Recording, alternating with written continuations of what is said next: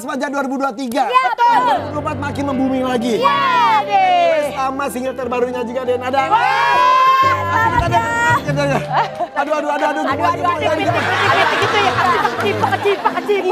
kecipak gitu. Itu lagunya. Iya. Kita lihat dulu yuk, ini dia nih, Celebrity Mom of the Year, Den ada. Oh.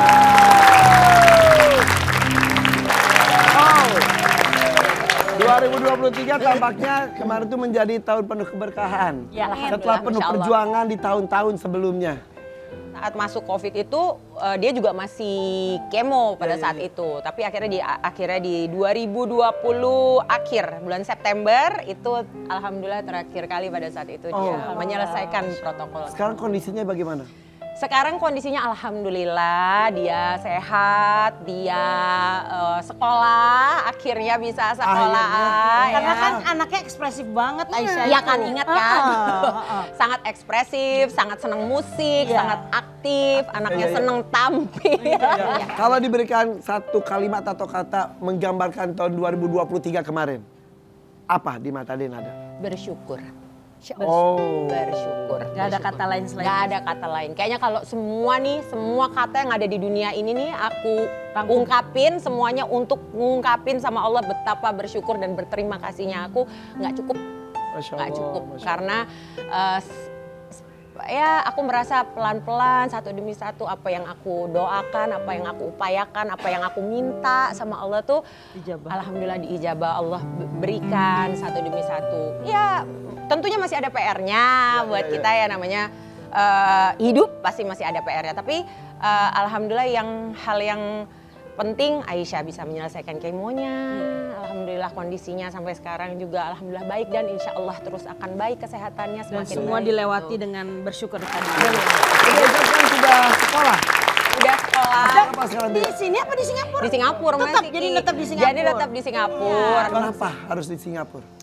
Karena pertama dia masih harus ada check up kontrol gitulah ya gitu. Dan mungkin yang kedua juga karena aku, ya mungkin ini dari akunya juga sih. Karena ya pastilah mungkin orang-orang yang pernah melewati perjalanan seperti kami pasti akan ngerti kalau aku bilang aku tuh pasti punya kekhawatiran gitu. Dan aku merasa di sana ada dokternya, ada semuanya ada di sana. Jadi aku pikir biar lebih efektif, biar lebih efisien juga, biar dia di sana dulu. Kelas berapa dia?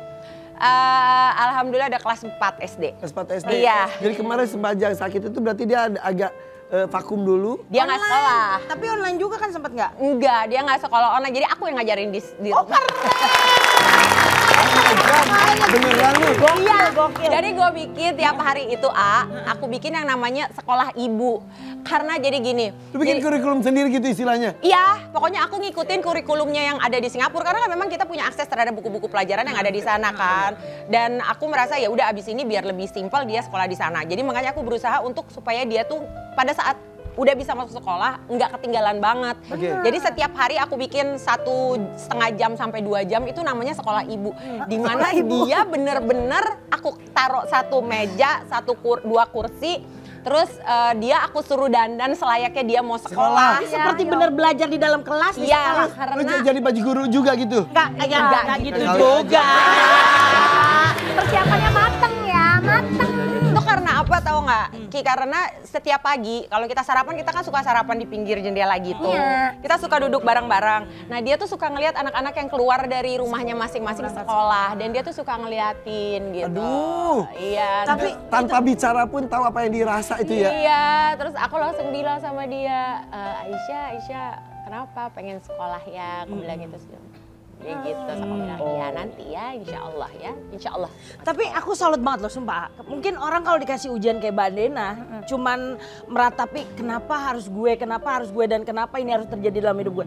Justru Mbak Dena ini tuh muter otak banget gimana caranya melihat semuanya ini semua akan baik-baik aja Aisyah, tenang aja. Di-create segimana banget itu untuk benar-benar membuat Aisyahnya juga nyaman. Ya, sampai sekarang juga kan sebenarnya pengorbanan anak di mana, ibu di mana, berjuang untuk kehidupan bersama itu. Tapi kan selama pandemi itu inilah yang aku minta sama Allah tuh itu. Aku merasakan 2 tahun aku nggak bisa keluar dari Singapura, aku nggak bisa cari nafkah, istilahnya begitu. Padahal aku butuh banget gitu pada saat itu untuk dapat penghasilan, ada pemasukan gitu.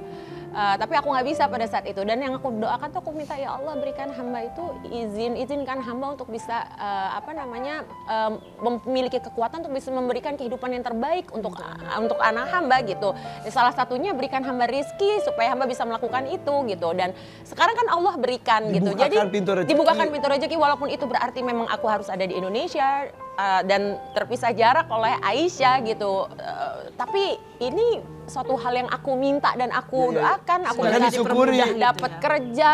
Itu makanya sepanjang 2003 udah 2024 kasih kerjaan banyak.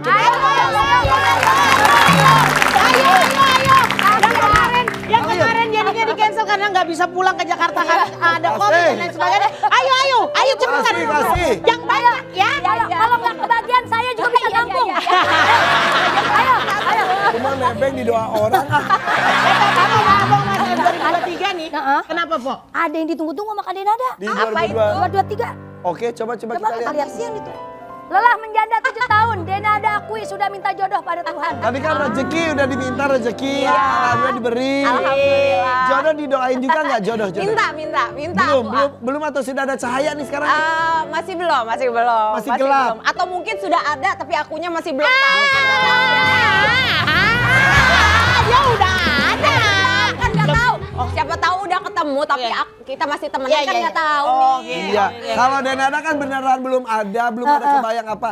Ada teman saya udah di depan mata, tetap aja dianggurin aja sampai sekarang. Ada. Ada yang kayak Bukan hanya dianggurin, diapelin juga. Ini ada beberapa foto kanvas yang menunjukkan perjalanan 2023 bersama dan Denada. Satu ya.